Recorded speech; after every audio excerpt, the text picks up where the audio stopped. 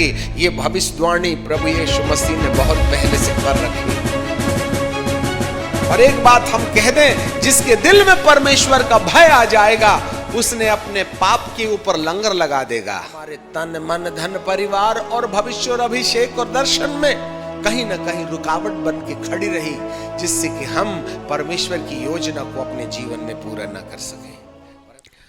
स्वर्ग और पृथ्वी के बनाने वाले परमेश्वर, हम आपको धन्यवाद देते हैं, आपकी आराधना करते हैं, आपकी प्रशंसा और बड़ाई करते हैं। आकाश गंगा के ऊपर रहते हुए अपने वचन की सामर्थ्य से सब वस्तुओं को संभालने वाले अल्फा और ओमेगा परमेश्वर, आपके मन के अंदर पाई जाने वाली हर एक आत्मिक योजनाएं जो मनुष्य के सुधार और अनंत जीवन की प्राप्ति के प्रदान किए जाने के मामले में है, उन तमाम भेदों और रहस्यों को जो आज भी छुपा हुआ है, प्यारे पिताजी, हमारी आपसे विनती है, आप अपने अद्भुत और शक्तिशाली और सामर्थ्य हाथ को बढ़ाते हुए हमारे बौद्धिक एरिया को स्पर्श कीजिएगा और पवित्र आत्मा की सहायता से उन मन की बातों को जो आपके मन के अंदर पाई जाती हैं उसको स्पष्ट करने के लिए पवित्र आत्मा को अनुमति दें कि वे हमारी बुद्धि पर अपना रहस्य डालें, और जिससे कि हम आने वाली घटनाएं को जो बहुत ही जल्दी इस संसार में एक अदृश्य संसार में प्रकट होगी और दृश्य संसार में उसका पहले से हमें स्पष्टीकरण हो, जिससे कि हम अपने जीवन की तैयारी कर सकें। प्रभु, आपका अनुग्रह हम पर होने दीजिएगा। महिमा आदर सम्मान आपको देते, आपके अभिषेक के द्वारा आपके दिल की बातें हमारे होठों से निकलने के लिए प्रभु होठों को वेदी के अग्नि से पवित्र करते हुए अभिषेक दीजिएगा, जिससे कि हर शब्द नपतुल्ला गहरे अभिषेक में होने पाए। यीशु, आपको धन्यवाद।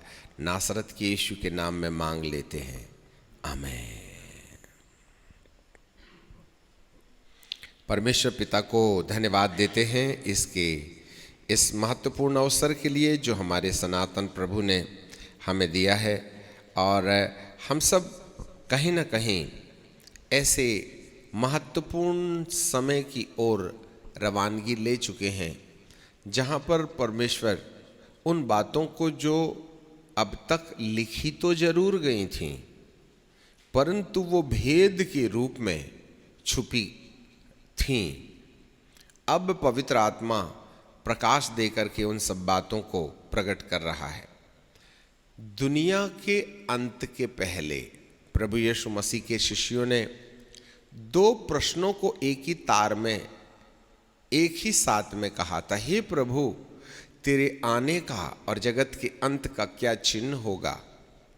दो प्रश्नों के उत्तर में प्रभु ने एक ही उत्तर दिया था, अर्थात प्रभु यीशु मसीह का आना और जगत के अंत का प्रारंभ है, ये दोनों एक ही समय में होगा।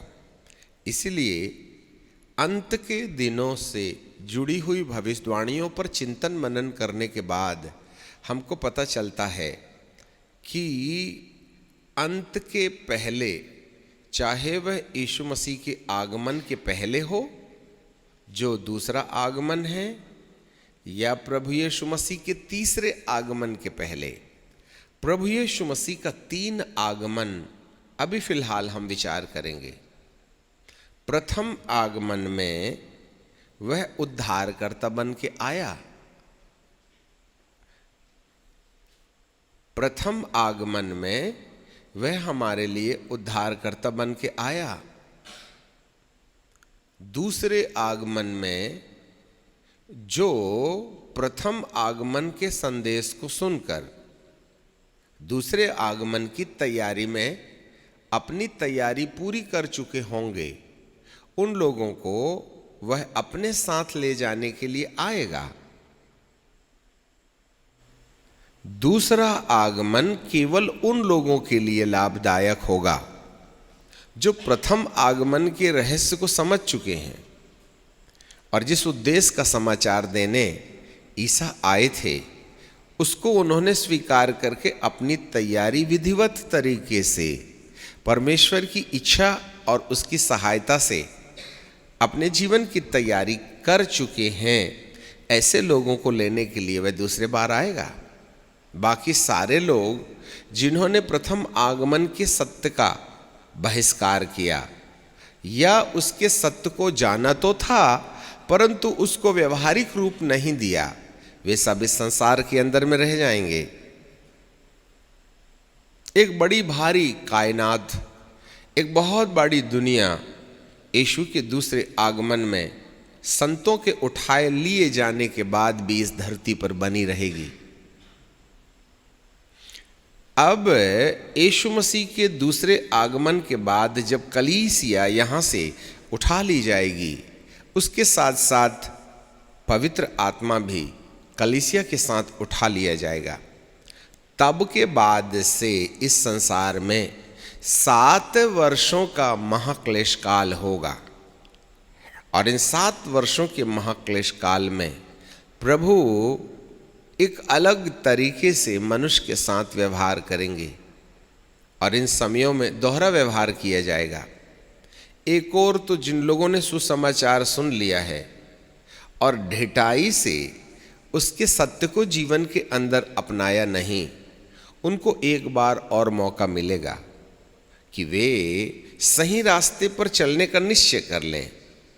परंतु इसके बाद भी जो ढिठाई करते हुए जो 7 साल के महाक्लेश काल में ख्रिस्त विरोधी राज्य होगा, जिसमें एक शासक हिटलर की तरह शासन करेंगे, वह संपूर्ण दुनिया में अपना निशान लगाने का प्रयास करेंगे और जो लोग उसकी चिकनी चुपड़ी बातों से अपने शरीर में, अपने हाथ में, अपने माथे पर उसका निशान ले लें और उस पशु की पूजा करें, ऐसे लोगों को प्रभु अपने 7 साल के महाक्लेश काल के अंतिम पलों में स्वर्गीय प्रताड़ना के द्वारा उनको सजा देगा और उन्हें अनंत आग में उंडेल डाल दिए जाने के लिए तैयार किया जाएगा। परंतु 7 साल के महाक्लेश काल के बीच में बहुसंख्यक लोग होंगे जो विपत्तियों के बीच में प्रभु के सत्य को जानेंगे और परमेश्वर के साथ चलने का वायदा करेंगे। तब ये 7 साल का महाक्लेश काल जब समाप्त हो चुका होगा तो इसमें भी चुने हुए लोगों को आकाश गंगा में उठा लिया जाएगा। तब जो शेष लोग बचेंगे, जिसमें एंटीक्राइस्ट, झूठा भविष्यवक्ता और उस पशु की पूजा करने वाले जिन्होंने अपने हाथ में निशान ले लिया है, जिन्होंने अपने माथे पर इस ख्रिस्त विरोधी तंत्र का निशान ले लिया है, उसकी पूजा करने वाले प्रभु यीशु मसीह के तीसरे आगमन में उसकी जलजलाहट का सामना करेंगे। प्रभु यीशु मसीह का तीसरा आगमन जैतून पहाड़ पर पैर रखकर ख्रिस्त विरोधी झूठा भविष्यवक्ता और उसकी प्रजा के साथ लड़ने के मामले में होगा और वह पृथ्वी को एक बार फिर इस संसार में अपना राज्य स्थापित करने के लायक बनाएगा। तब बाइबल हमें बताती है प्रभु यीशु मसीह इस सृष्टि को एक बार फिर साफ करने के बाद, क्योंकि शैतान, झूठा भविष्यवक्ता, एंटीक्राइस्ट इस पृथ्वी से अपना अधिकार से उसको वंचित कर दिया जाएगा, तब नया यरूशलेम जिसमें यीशु के दूसरे आगमन के समय कलीसिया जो उठा ली गई है, उस नए यरूशलेम में विराजमान होकर इस धरती पर आएगी और इस धरती पर परमेश्वर का राज्य 1000 साल के लिए चलेगा। तो यीशु का तीसरे आगमन में 2 पहलू होंगे। तो पहले पहल में वो ख्रिस्त विरोधी और उसकी प्रजा के साथ सजापूर्ण व्यवहार करेगा, परंतु उसके दूसरे फेस में वह नए यरूशलेम में पिता और पुत्र अपना सिंहासन लगाकर इसी पृथ्वी के ऊपर नए यरूशलेम में रहकर उठाए गए लोगों को, जिन्हें महिमा की देह प्राप्त हो गई है, वे उस नए यरूशलेम में विराजमान होकर धरती पर आएंगे और बाकी शेष लोग इस संसार में याजूज माजूज नाम के जो लोग रहेंगे, उनके बीच में प्रभु 1000 साल तक राज्य करेगा। तो पहला आगमन उद्धार देने के लिए, दूसरा आगमन इनाम देने के लिए, और तीसरा आगमन शासन करने के लिए, राज्य करने के लिए। इस तरीके से ये अलग अलग तरीके से प्रभु मनुष्य के साथ किसी न किसी तरीके से व्यवहार करने के बाद वो अपने लोगों को विनाश से बचाकर अनंत जीवन का भागीदार कर लेने के लिए उपाय करते रहेंगे।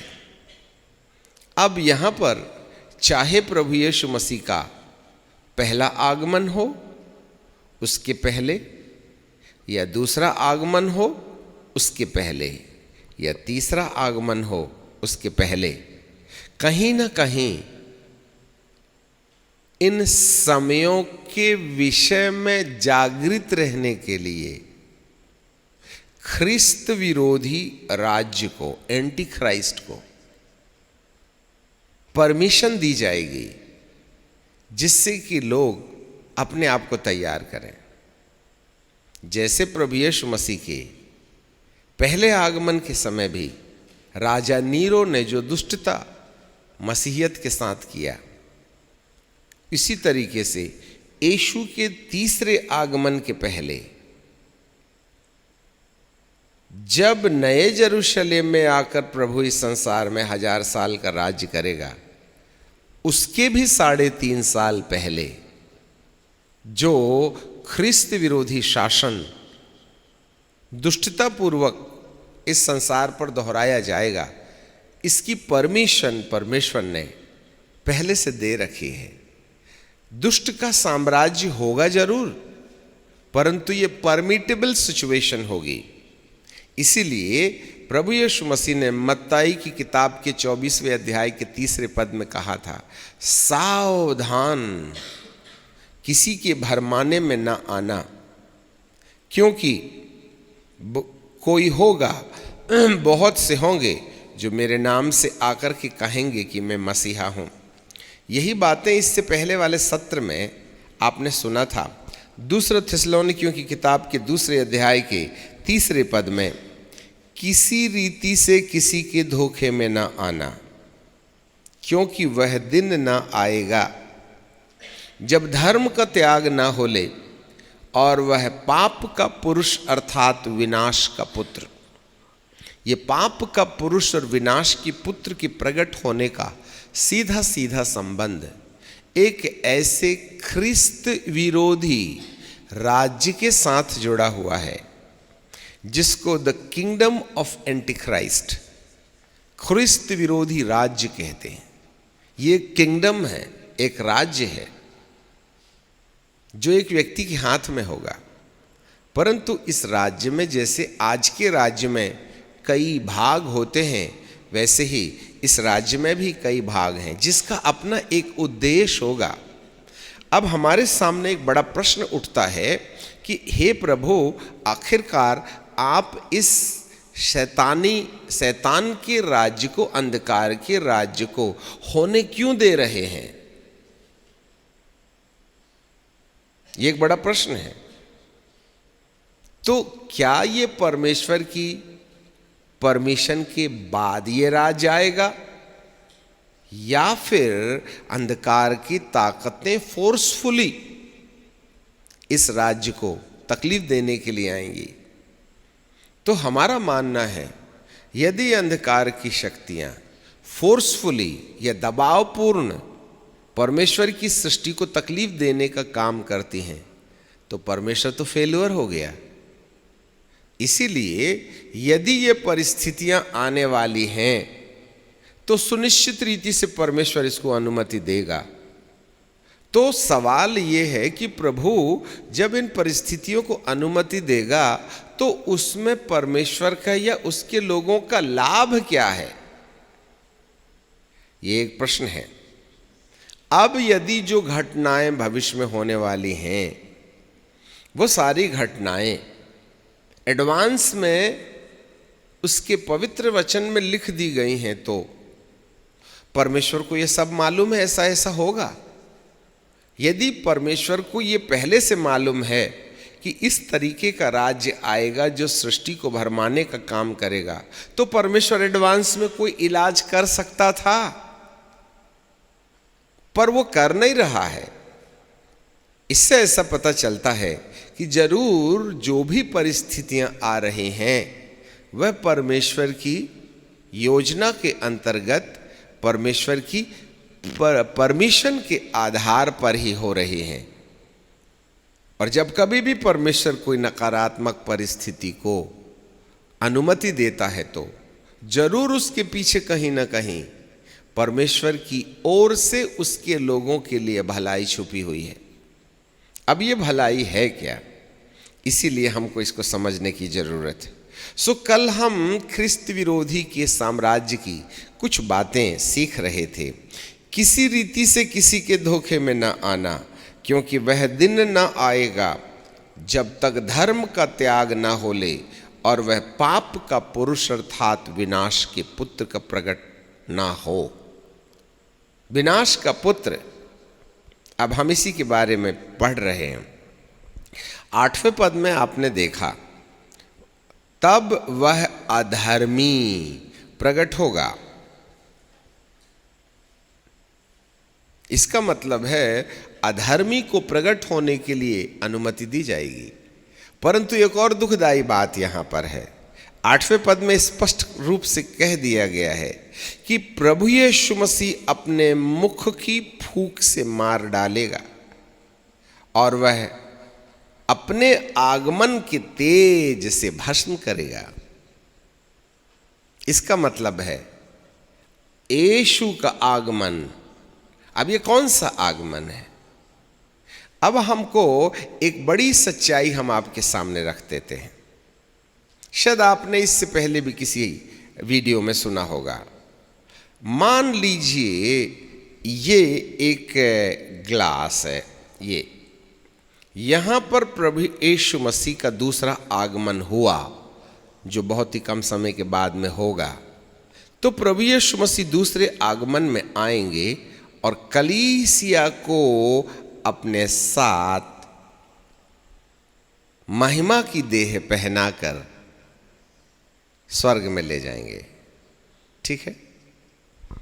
अब इसके तुरंत बाद यहां से 7 साल का महाक्लेश काल शुरू होता है, जिसमें ख्रिस्त विरोधी का साम्राज्य प्रारंभ होगा, जो 2 भागों में बटा हुआ होगा। पहला भाग शांतिपूर्ण होगा और दूसरा भाग क्रूरतापूर्वक होगा। प्रथम 3.5 साल और अगले 3.5 साल। तब इन 7 सालों में जो जो घटना संसार के अंदर भौतिक रीति से होगी, उसका स्केच बना के हमें अपने मन के आगे रखना है। क्योंकि ये जो भौतिक संसार में कलीसिया के उठाए जाने के साथ एंटीक्राइस्ट का साम्राज्य जो प्रारंभ होगा, इसकी ओरिजिनल कॉपी में से हम कॉपी निकालें और ठीक यीशु मसीह के आगमन के यीशु मसीह के आगमन के 7 वर्ष पहले से, जैसे यीशु के आगमन के 7 साल तक जो घटनाएं घटेंगी, प्रभु यीशु मसीह के आने के ठीक 7 साल पहले से जो बाद की घटनाएं हैं, उसकी सारी घटनाएं 7 साल पहले से इस संसार में घटित होते हुए दिखाई देने लगेंगी। ये प्रकाशन पवित्र आत्मा ने हमें दिया है, जिससे कि हर एक जिसकी आंखें खुली हैं, जो परमेश्वर के भेद को जानता है, जो परमेश्वर के उस अमिट प्यार को समझ बैठा है, उसको संकेत मिलने लगेगा कि अब समय पूरा हुआ और प्रभु यीशु मसीह के आने का समय निकट आ गया है। प्रभु जी एक जगह कहते हैं, मैं चोर के समान आऊंगा। आपको जानकारी मिले जो चोर के समान आने वाला प्रभु है, वह उन लोगों के लिए है जो प्रभु को नहीं जानते हैं। परंतु जो लोग प्रभु को जानते हैं और परमेश्वर के सत्य को पहचान गए हैं, उनके लिए वो चोर के समान नहीं आएगा, जता बता के आएगा, जिससे कि तुम अपनी पूरी तैयारी कर सको। इसलिए ट्रिबुलेशन के पहले, अर्थात यीशु के आगमन के पहले प्री ट्रिबुलेशन है, जिससे कि हर एक धरती के लोगों को संकेत मिल सके कि प्रभु यीशु मसीह का आगमन अब निकट आ गया है। प्रभु यीशु मसीह के आगमन की अंतिम भविष्यवाणी जो पूरी होनी है, वो ये है, ख्रिस्त विरोधी तंत्र का प्रगटीकरण। यदि ख्रिस्त विरोधी तंत्र के प्रगटीकरण प्रारंभ हो गए तो मान के रखिए 3.5 और 3.5 लगभग 7 वर्षों के दौरान कहीं ना कहीं प्रभु यीशु मसीह के आने की भविष्यवाणी के पूरे होने की चांस 99.9999 बन जाएंगे। मेरे प्रियो, कई लोगों का विचार है कि जब यीशु मसीह आएगा उसके बाद 7 साल का महाक्लेश काल होगा, तो कलीसिया को महाक्लेश काल या क्लेश काल से होकर गुजरना नहीं पड़ेगा। हमारा मानना आपके साथ है कि कलीसिया को महाक्लेश काल से होकर नहीं गुजरना पड़ेगा, परंतु कलीसिया को महाक्लेश काल के समान एक और क्लेश काल है जिसमें से होकर कलीसिया को जाना ही पड़ेगा। ठीक है ना? इसीलिए हमें एडवांस में प्रभु यीशु मसीह के आने के पहले जिन जिन घटनाओं को बाद में घटित होना है, यदि आप उसको पहले से पूरा होता हुआ देखो तो मान लेना कि अब हमारे उठाए जाने का समय दरवाजे पर आ गया है। हालेलुया। इसलिए हम बड़ी जोर और दबाव के साथ में 7 साल के महाक्लेश काल की घटनाओं को एम्फेसाइज करते हुए उसमें से कुछ विषयों को निकाल के आज की ताज़ा हालात में जो घटनाएं घट रही हैं उनके साथ जोड़ने के रास्ते हम स्वयं और कलीसिया को जागृत करने का एक मन पाते हैं कि अब हमारे प्रभु यीशु मसीह के आने का समय पूरा हो गया है। मेरे प्रियो, इसलिए हर एक व्यक्ति को ख्रिस्त विरोधी के तत्व को समझना अति आवश्यक है, क्योंकि यीशु के दूसरे आगमन के पहले ये सारी घटनाएं इस संसार में घटित होता हुआ दिखाई देने लगेंगे। अब कल हमने देखा था पहला थिस्सलुनीकियों की किताब के 2 अध्याय में कि किसी रीति से किसी के धोखे में न आना।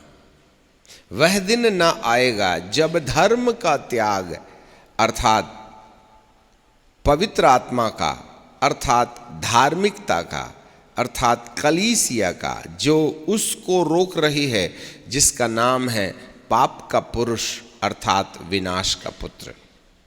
मेरे प्रियो, जब तक कलीसिया इस संसार में रहेगी वो शासक इस धरती पर नहीं आएगा। ठीक है? अब आप कहें ये सब आपने लाया कहाँ से, तो इसके लिए हमको प्रकाशित वाक्य की किताब में जाना पड़ेगा, बुक ऑफ रेवलेशन। उसको थोड़ा थोड़ा क्रमबद्ध तरीके से हम देखें। यदि आप प्रकाशित वाक्य की किताब के पहले अध्याय को देखें तो यूहन्ना के द्वारा प्रभु यीशु मसीह का प्रकाशित वाक्य धन्य है, 3 पद में लिखा है, धन्य है वह जो इस भविष्यवाणी के वचन को पढ़ता है और जो उसको सुनते हैं और इस पर लिखी हुई बातों को मानते हैं, क्योंकि समय निकट आ गया है। पहला अध्याय परिचय में चला जाता है। अब यदि प्रकाशित वाक्य के दूसरे अध्याय से लेकर के तीसरे अध्याय के आखिरी तक चले जाएं तो यहाँ 7 कलीसियाओं की चर्चा है।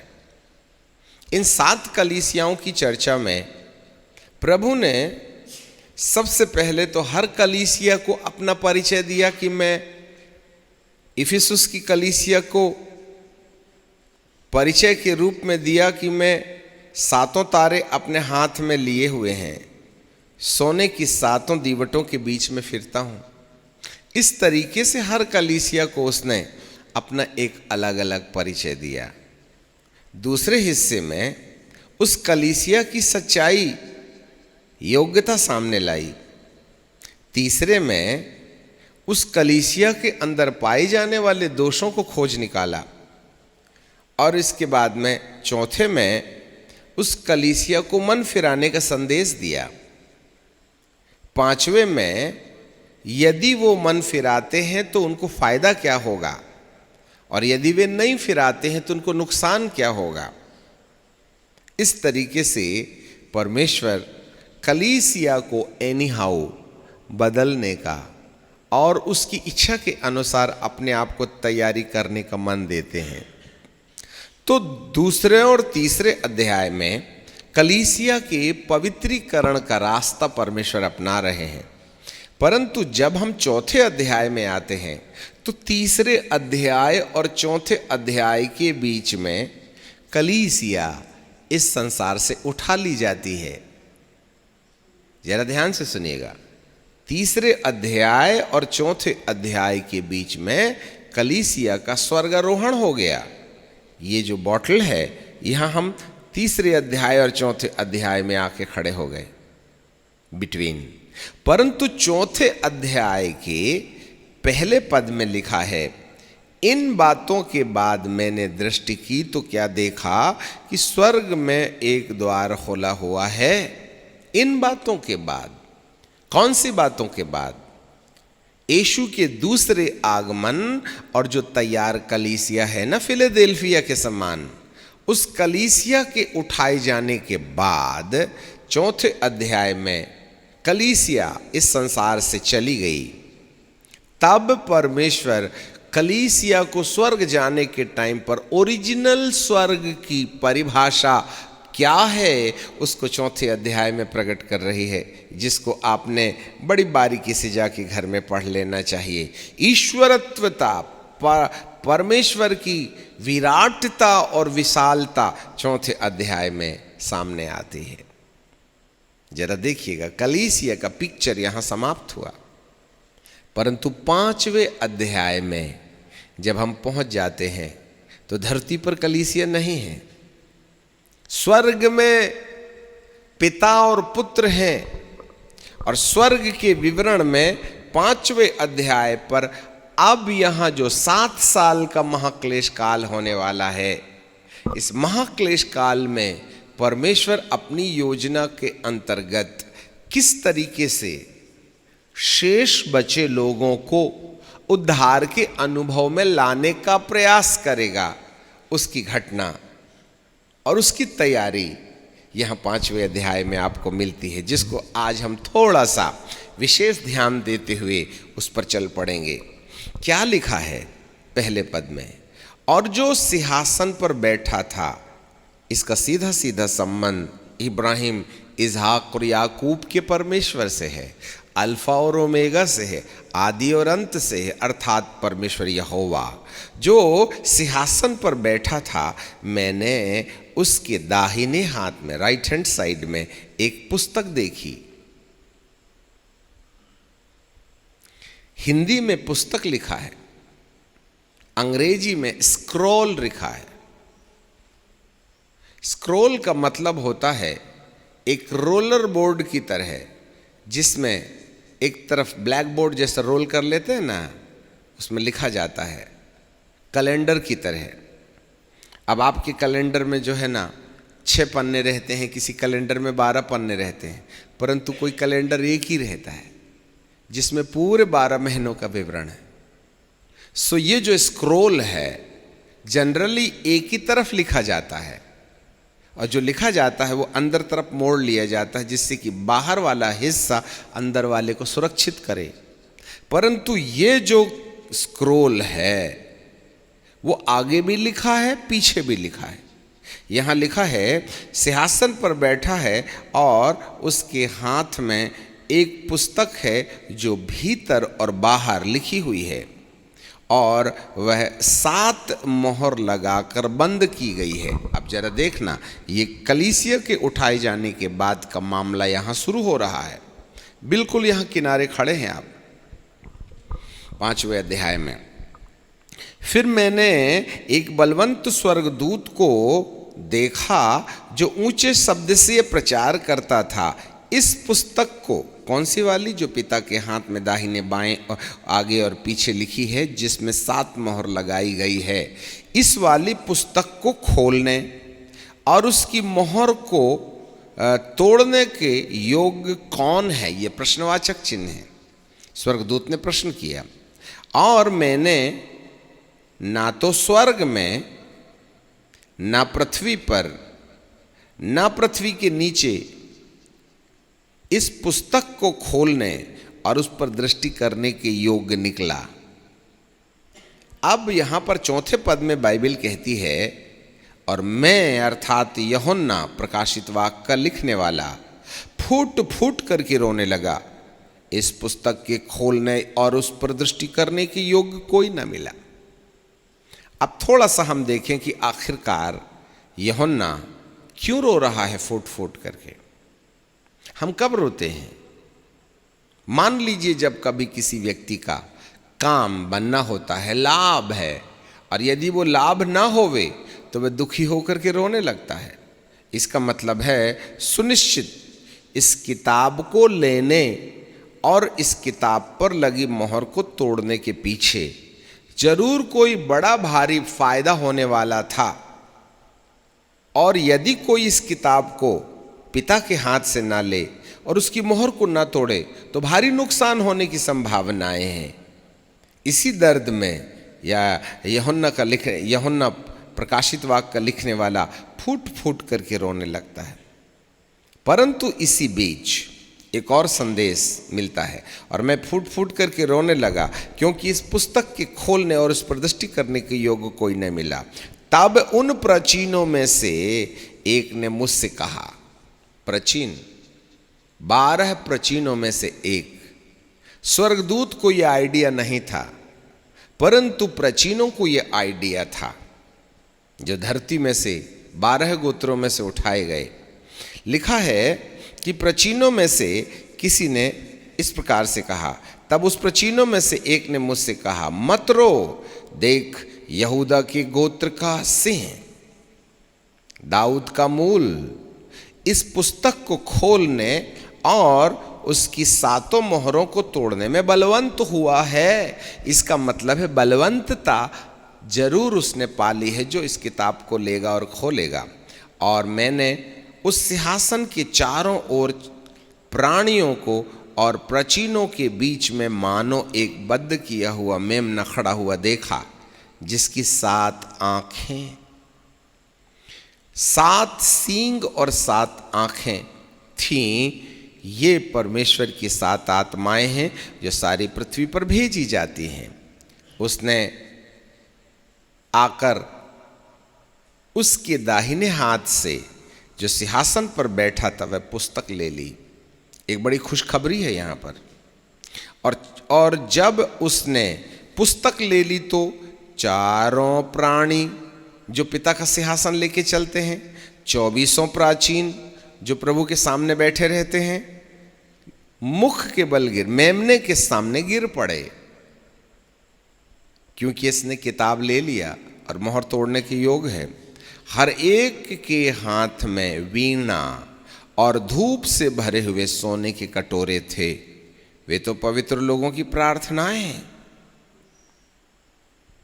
और वे एक नया गीत गाने लगे, इस पुस्तक के लेने और इस पुस्तक को खोलने के योग्य है, क्योंकि तूने बद्ध होकर अपने लहू से हर एक कुल, भाषा और लोगों और जातियों में से परमेश्वर के लिए लोगों को मोल लिया है और उन्हें परमेश्वर के राज्य के लिए एक राज्य और याजक भी बनाया कि वे पृथ्वी पर राज्य करें।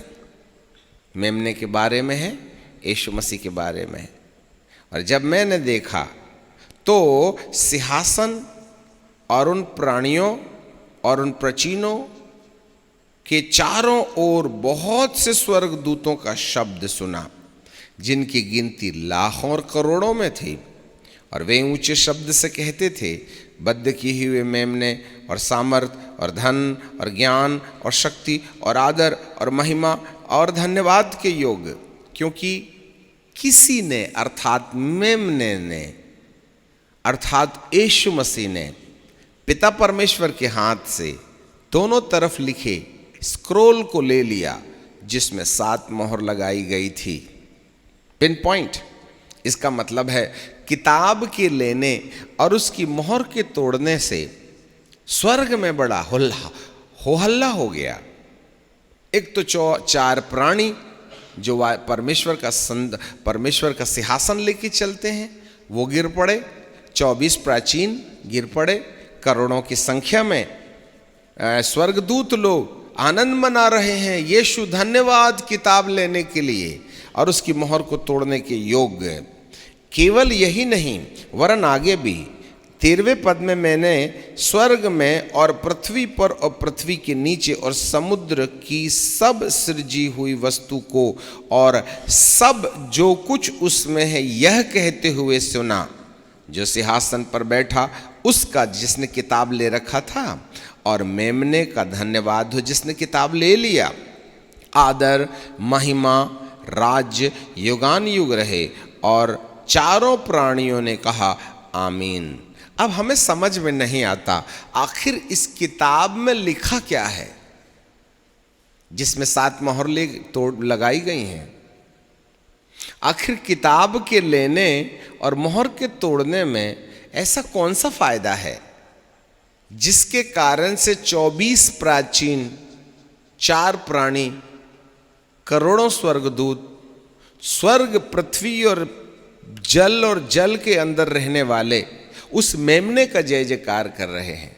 इसका मतलब है इस किताब के लेने और उसकी मोहर के तोड़ने के पीछे कहीं ना कहीं परमेश्वर की एक बड़ी भारी योजना जो अब तक रुकी हुई थी वह पूरे होने का समय आ गया है। Listen me carefully. अब हम चलते हैं 6वें अध्याय में, जहां पर इस बद्ध किए हुए मेमने ने जो दाऊद की मूल है और यहूदा के गोत्र का सिंह है वो अब मोहर तोड़ रहा है। 6वें अध्याय के पहले पद में हमने देखा, फिर मैंने देखा कि मेमने ने 7 मोहर में से एक मोहर खोली और उन चारों प्राणियों में से एक की गर्जन का शब्द सुना कि आ। पहली मोहर के तोड़ने के बाद क्या होता है जरा देखें।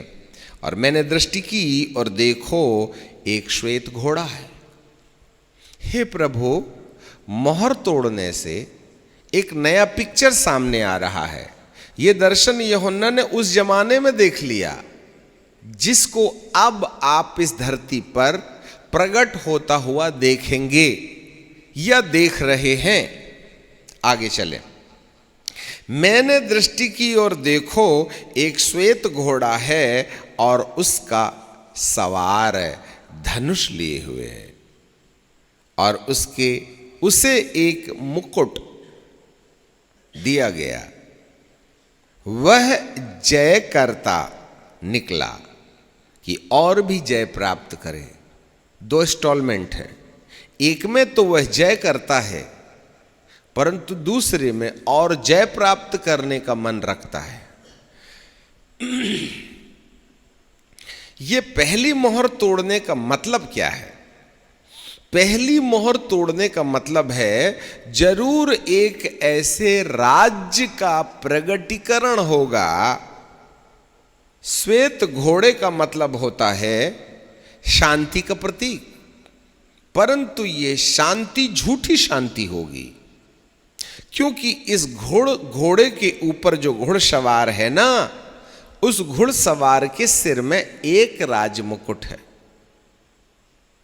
और उसके हाथ में धनुष है। ये जो धनुष है वो कहीं ना कहीं शैतान का हथियार है, क्योंकि यदि आप इफिसियों की किताब में चले जाएं तो इफिसियों की किताब और उसके 6वें अध्याय में हमें धनुष बाण के बारे में देखते हैं। इफिसियों की किताब और उसका 6वां अध्याय, जब आप वॉरफेयर में जाते हैं तो ये सत्य हमारे सामने आता है, जहाँ ऐसे लिखा हुआ है 6वें अध्याय में। मैं आपके लिए पढ़ दूँ तो ज़्यादा अच्छा होगा। 6वां अध्याय, सो यहाँ ऐसे लिखा हुआ है 15वें, हम पढ़ लेते हैं 13वें पद से। इसलिए परमेश्वर के सारे हथियार बांध लो कि तुम बुरे दिनों में, इसका मतलब बुरे दिन होंगे, बुरे दिनों में सामना कर सको और सब कुछ पूरा करके स्थिर रह सको। सत्य से अपनी कमर कसकर, दूसरा धार्मिकता की झिलम पहनकर, तीसरा पाँव में मेल के सुसमाचार की तैयारी के जूते पहनकर, नंबर 4 सबके साथ विश्वास की ढाल लेकर, नंबर 5 जिससे तुम सब जलते हुए तीरों को बुझा सको। इसको छोड़ दो। नंबर 5 उद्धार का टोप, नंबर 6 आत्मा की तलवार। इस तरीके से ये 6 हथियार हमको दिए गए। उसमें बीच में है तुम जलते हुए तीर। अब एक बात बताइए, ये जो तीर है उसको इस्तेमाल कैसे किया जाता है? तीर को ऐसे फेंक के मार दूंगा? उसके लिए क्या लगता है? जरा देखिएगा, अभी तक तीर और उस तीर को चलाने के लिए दुष्ट अब तक किसी व्यक्ति, किसी वस्तु और किसी स्थिति को धनुष बनाकर उस पर जलते हुए तीर रखकर विश्वास करने वालों को चोट पहुंचाने का प्रयास करता था। परंतु यीशु के आगमन और कलीसिया के उठाए जाने के बाद जिस राज्य का प्रारंभ होगा, उस राजा के हाथ में सफेद घोड़े पर बैठा हुआ, सफेद कपड़े पहना हुआ, सिर में राजमुकुट लिए हुए, हाथ में धनुष। अब वह किसी उधारी की धनुष नहीं लेगा, उसके पास खुद का धनुष होगा। जिसके पास धनुष है उसके पास वाण भी होगी।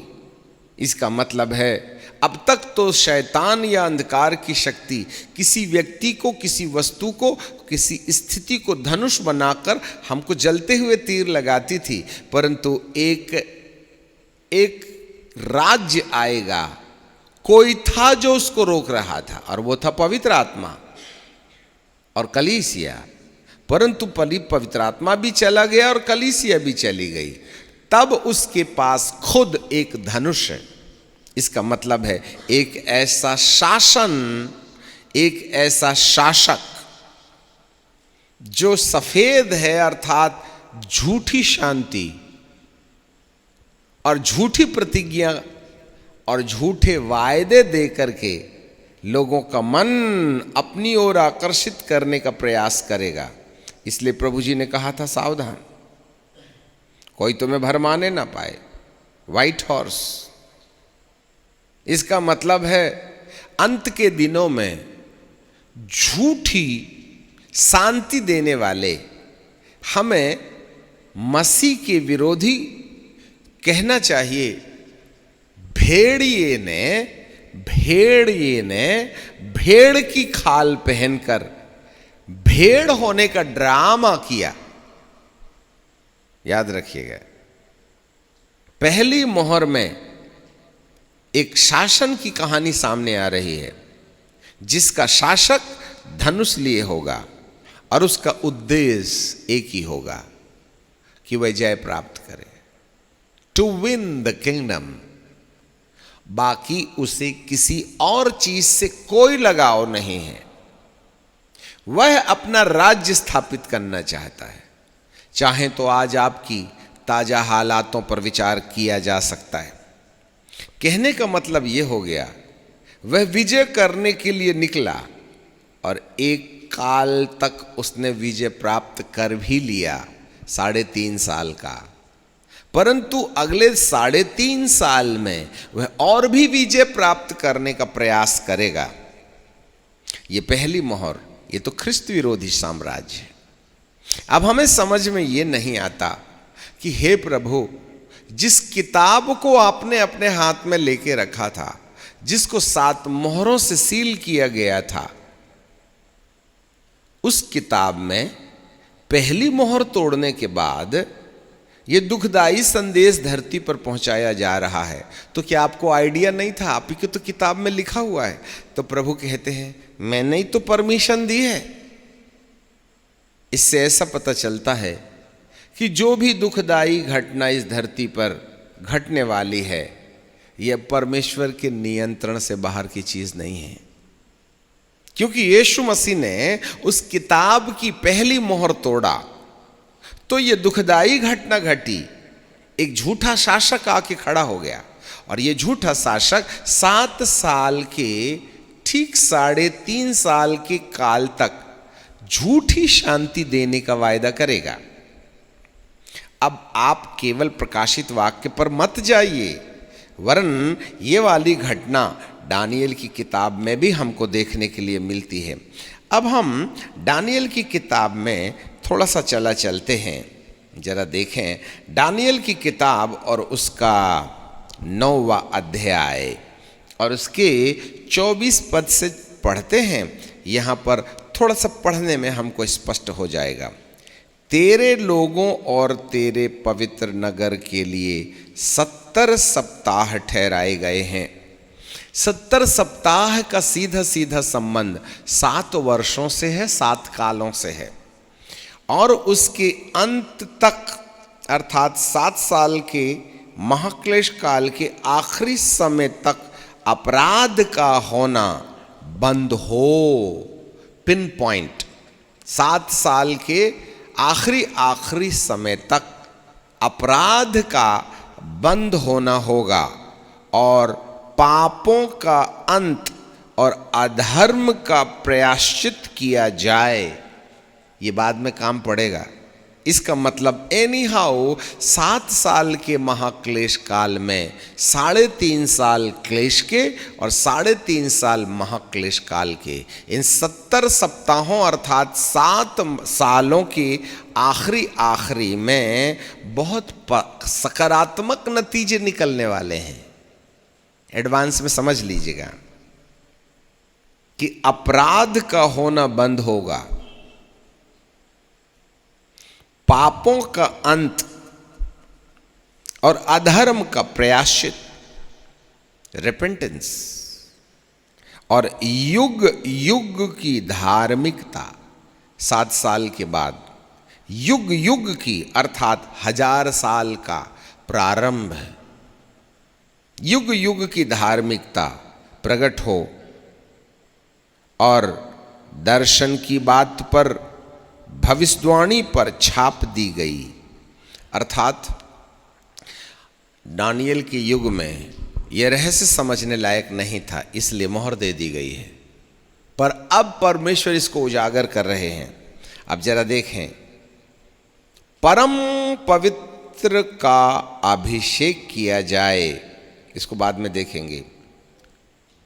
सो यह जान लो और समझ लें कि यरूशलेम के फिर से बसाए जाने की आज्ञा के निकलने से लेकर अभिषिक्त प्रधान के समय तक 70 सप्ताह बीतेंगे। हम डिटेल में नहीं जा पाएंगे, ठीक है। अब आप आगे आ जाएं 27वें पद में।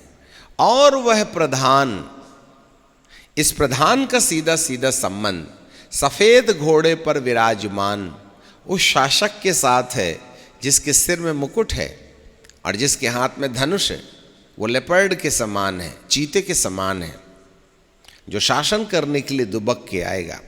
क्योंकि ये घटना, इसको यहीं रखें, प्रकाशित वाक्य की किताब में, और उसके यदि आप 13वें अध्याय में चले जाएं तो वहाँ बाइबल हमें बताती है, मैंने एक पशु को समुद्र में से, अर्थात पशु अर्थात पाप का पुरुष, विनाश का पुत्र, समुद्र मतलब संसार, निकलते हुए मैंने देखा। उसके 10 सींग थे और 7 सिर थे, और उसके सींगों पर 10 राजमुकुट, और उसके सिर पर निंदक के नाम, एबॉमिनेशन। और जो पशु मैंने देखा वह चीता के समान, चीता, लेपर्ड। चीता आपने देखा है कैसा रहता है? मिट्टी कलर का। कैसा चलता है? दुबक के। जब वो चलता है ना तो उसके पैर की आहट सुनाई नहीं देती। कचरे में भी ना इतनी सावधानी से पैर रखता है, और वो जमीन में दुबक जाता है। इसी तरीके से लेपर्ड के समान एक शासक आएगा, एक शासन आएगा, जो मनुष्य को अपनी चतुर बुद्धि से परमेश्वर की व्यवस्था से भटकाने का प्रयास करेगा। यह परमिटेबल सिचुएशन है। फिर उसके बाद में वह अचानक अपना रूप बदल देगा, और उसके पांव भालू के से थे। भालू के बड़े बड़े नखून होते हैं, वह फाड़ खाने में बहुत आसानी महसूस करता है। एंड देन फिर इसके बाद में उसका मुंह सिंह के समान था। सिंह जो है शासक है, शासन है। सबसे पहले तो वो चीते की तरह दुबक कर हमें मूर्ख बनाएगा, फिर वो हमको फाड़ने का काम करेगा, फिर वो हमारे ऊपर शासन करेगा। यह है ख्रिस्त विरोधी। पहली मोहर के तोड़े जाने के वक्त कुछ यही घटना सामने में आ रही है। आ जाएं फिर से, कहाँ? दानियल की किताब के 9वें अध्याय के 27वें पद में। और वह प्रधान 1 सप्ताह अर्थात 7 वर्षों के लिए बहुतों के साथ दृढ़ वाचा बांधेगा, झूठी शांति का वायदा, और वह आधे ही सप्ताह के बीतने पर वह मेल बलि और अन्न बलि को बंद करेगा। इसका मतलब है मेल बलि और अन्न बलि यह वह माध्यम है जिससे सृष्टिकर्ता के साथ में अपना संबंध स्थापित करने के लिए परमेश्वर को प्रसन्न करने के बाबत मेल बलि और अन्न बलि नामक माध्यम का इस्तेमाल करते हैं। इसका मतलब है परमेश्वर को प्रसन्न करने की जो पद्धति है उसके विरुद्ध वो खड़ा हो जाएगा। सांकेतिक भाषा में हाथी समान कान खोल खोल करके इस रहस्य को सुने। यहां बाइबल हमें बताती है सप्ताह के ठीक बीच में 3.5 साल या प्रथम शासन काल के बाद वो मेल बलि और अन्न बलि को, पहले तो वह शांति का दूत बनकर के प्रकट हो जाएगा, झूठी शांति देगा, परंतु ठीक बीच में वह सप्ताह के बीच में से ही मेल बलि और अन्न बलि को बंद करेगा। तब कंगूरे का संबंध मंदिर का सबसे ऊपरी हिस्सा, गुंबज की चोटी, वहां पर तुम उजाड़ने वाली, नष्ट करने वाली वस्तु, इंग्लिश में लिखा है एबॉमिनेशन। एबॉमिनेशन का मतलब होता है परमेश्वर की योजना के विरुद्ध परमेश्वर की प्रजा को भटकाकर विनाश लीला में ले जाने वाला सिस्टम, एबॉमिनेशन। इसका सीधा सीधा नियंत्रण लूसीफर के हाथ में है। वह व्यक्ति वस्तु स्थिति को काम में लाएगा और उसकी प्रजा को परमेश्वर की दुहाई देने में रुकावट पैदा करेगा। लिसन मी केयरफुली, वह मेल बलि और अन्न बलि को बंद करेगा। और बाइबल कहती है तब जब मेल बलि और अन्न बलि बंद की जाएगी और वह मंदिर के सबसे ऊंचे वाले हिस्से पर एबॉमिनेशन, घृणित वस्तु आकर के दिखाई देने देगी। ये काल 3.5 साल की झूठी शांति के बाद में जब महाक्लेश काल का प्रारंभ होगा, उसी समय मंदिर के कंगूरे पर घृणित वस्तु अर्थात उसकी पवित्र प्रजा को विनाश करने की एक दूषित और घृणित योजना लेकर शैतान एक शासक को लाके खड़ा कर देगा, जिसको शैतान का पुत्र या विनाश का पुत्र कहा गया है।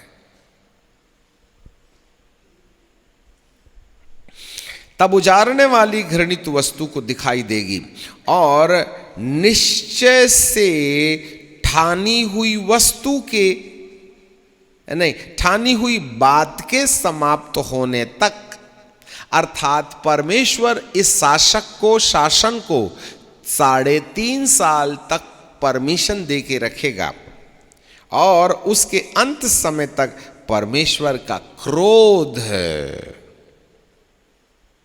द रैथ ऑफ गॉड, उजाड़ने वाली वस्तु पर, अर्थात 7 साल के महाक्लेश काल के आखिरी में ये शासक जिसने 3.5 साल झूठी शांति देने के द्वारा लोगों के ऊपर अपना दबाव बनाया और ठीक लेपर्ड के समान वह फिर वह भालू की तरह हो गया और इसने पवित्र स्थान पर अपना स्थान बनाया।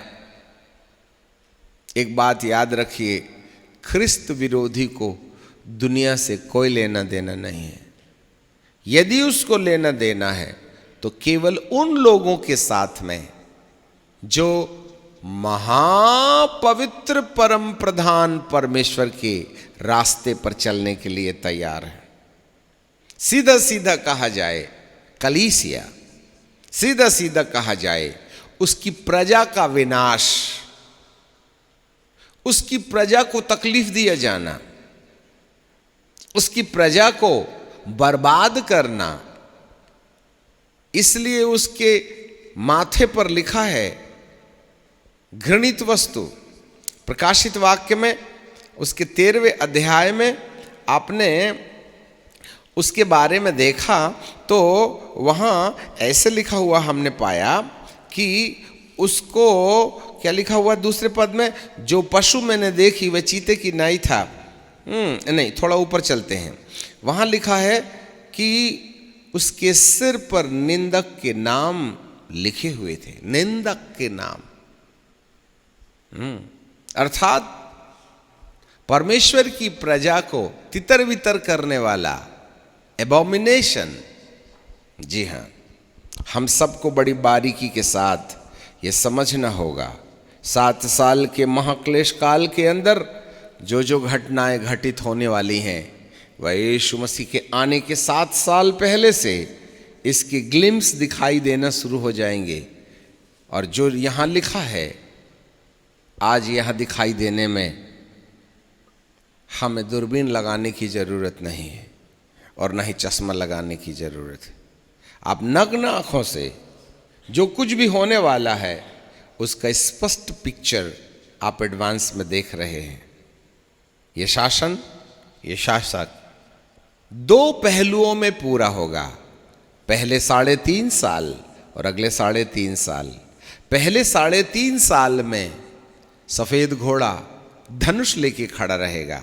अब फिर एक बार प्रकाशित वाक्य की उस 6वें अध्याय में आकर हम अगले अध्ययन के लिए यहाँ रुकावट डाल देंगे और फिर अगले अध्याय में हम इसको सीखेंगे। प्रकाशित वाक्य की किताब उसका 6वां अध्याय उसका 3रा पद। और जब मैंने दूसरे मोहर को जब उसने अर्थात मेमने ने दूसरी मोहर खोली तो मैंने दूसरे प्राणी को यह कहते हुए सुना, आ। फिर एक और घोड़ा जो लाल रंग का था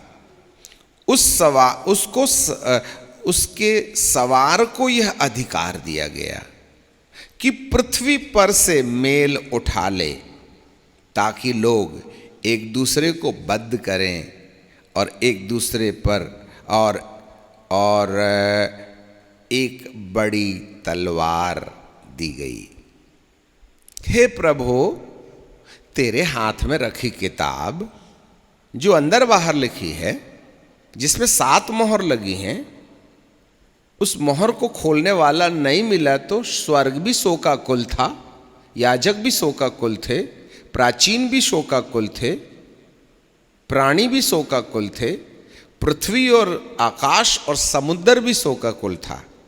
परंतु जब मेमने ने वो किताब ले लिया तो पहली मोहर खोलने से सफेद घोड़ा दिखाई दिया। वहां कौन सा संदेश छुपा हुआ है हमारे लिए? दूसरी मोहर तोड़ी गई तो लाल घोड़ा दिखाई दिया, और इस लाल घोड़े के साथ एक संदेशा मिलता है। लाल घोड़ा निकला और उसका सवार जो लाल घोड़े पर था ना, उसको यह अधिकार दिया गया था कि पृथ्वी से मेल उठा ले। हे प्रभु, मेल उठा लेगा तो लोगों का भय खत्म हो जाएगा और लोग एक दूसरे को तलवार से भेदने लगेंगे, और उसको एक बड़ी तलवार दी गई, वॉर।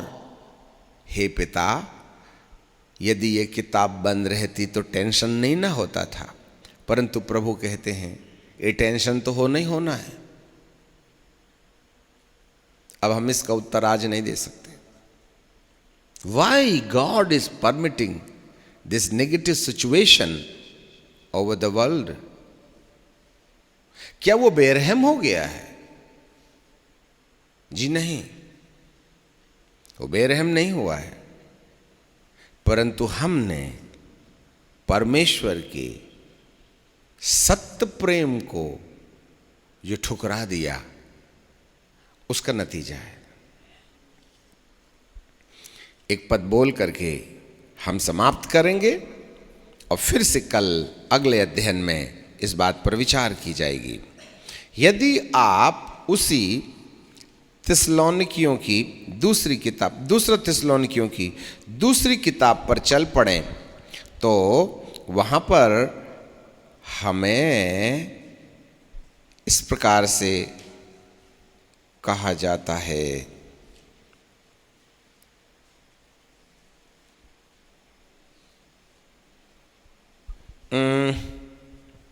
बाइबल हमें 10वें पद में कहती है, और नाश होने वालों के लिए अधर्म के सब प्रकार के धोखे के साथ होगा। फिर से सुनिए, नाश होने वाले के लिए, अभी 9वां पद पढ़ लो, उस अधर्मी का, पाप के पुरुष का, सफेद घोड़े के प्रकट होने का, उस अधर्मी का आना शैतान की शक्ति के कार्य के अनुसार सब प्रकार की झूठी सामर्थ, इस शासक के पास झूठी सामर्थ होगी, चिन्ह होगा और अद्भुत काम के साथ होगा। अब आगे जरा देखें, और नाश होने वालों के लिए अधर्म के सब प्रकार के धोखे के साथ होगा। क्यों? क्योंकि उन्होंने सत्य के प्रेम को ग्रहण नहीं किया। हमारे पीछे बोलिए, क्योंकि उन्होंने सत्य के प्रेम को ग्रहण नहीं किया, जिससे उनका उद्धार होता। अब एक बात बताइए, तो उद्धार का आधार क्या है? सत्य का प्रेम। तो परिस्थितियां क्यों आ रही हैं? क्योंकि उसके लोगों ने सत्य के प्रेम का बहिष्कार किया है। इससे ऐसा पता चलता है, यदि कोई व्यक्ति सत्य के प्रेम से वशीभूत हो जाए तो ये शासन आ रहा है, आने दो। परंतु जिसने सत्य के प्रेम का ओढ़ना ओढ़ लिया है, इस शासन का प्रभाव, इस शासक का प्रभाव सत्य के प्रेम का ओढ़ना ओढ़ने वालों को नुकसान नहीं पहुंचा पाएगा। इसलिए प्रभु जी हमको कहते हैं ये जो विनाश लीला आ रही है सफ़ेद घोड़े के द्वारा, लाल घोड़े के द्वारा, काले घोड़े के द्वारा, पीले घोड़े और उसके सवार के द्वारा, इसका प्रभाव जो लोग सत्य के प्रेम से अपने आप को ढांक करके रखेंगे, जो लोग सत्य के प्रेम जिसके द्वारा हमारा उद्धार हो जाता है, यदि हम उसको अपनी जिंदगी के अंदर अपना के रखें तो ये राज्य आना है आने दो, जाना है जाने दो, हमारे ऊपर इसका कोई प्रभाव नहीं पड़ेगा। बोलो यीशु प्रभु की। जितने लोगों ने सत्य के प्रेम को ठुकरा दिया है, केवल वे ही सफेद घोड़े के सवार की राजनीति में उलझ जाएंगे। लाल घोड़े के द्वारा मेल के उठा लिए जाने के बाद जो तलवारें चलेंगी, उससे सत्य का प्रेम हमारी रक्षा करेगा। एंड देन फिर उसके बाद में तीसरी मोहर के तोड़े जाने पर काला घोड़ा आता है जो मृत्यु है, और फिर पीला घोड़ा आता है जो मरी है। उन तमाम परिस्थितियों में सत्य का प्रेम अपनाने वाले व्यक्ति के साथ किसी प्रकार का कोई भी व्यवहार अंधकार की शक्ति नहीं कर सकती है। परमेश्वर आपके मन की आंखों को खोले। प्री ट्रिबुलेशन तो आएगा, उसमें संतों को किसी प्रकार का नुकसान नहीं होगा, परंतु जितने लोगों ने सत्य के प्रेम को ठुकरा दिया है वे इसका सामना करेंगे, और उनको तकलीफ में परमेश्वर एक बार और मौका देगा कि वे लौट के परमेश्वर की सत्य प्रेम का ओढ़ना ओढ़ लें। ऐसा करके परमेश्वर उन्हें रिपेंटेंस का एक बार और मौका देगा। परमेश्वर आपके मन की आंखों को खोले। आने वाली परिस्थितियां पूर्णतः परमेश्वर के नियंत्रण में हैं, इसमें घबराने की ज़रूरत नहीं है।